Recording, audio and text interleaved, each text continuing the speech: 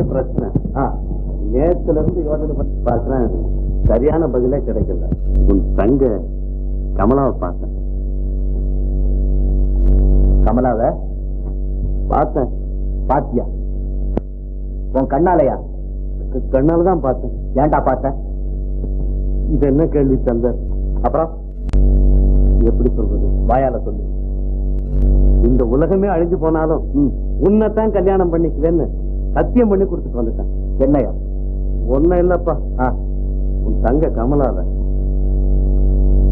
என் தங்க கமலாத. கமலாவே? நீயா? டேய் வடாய் வடாங்க, கொண்டடா கைய கொண்டா. கங்க்ராச்சுலேஷன்.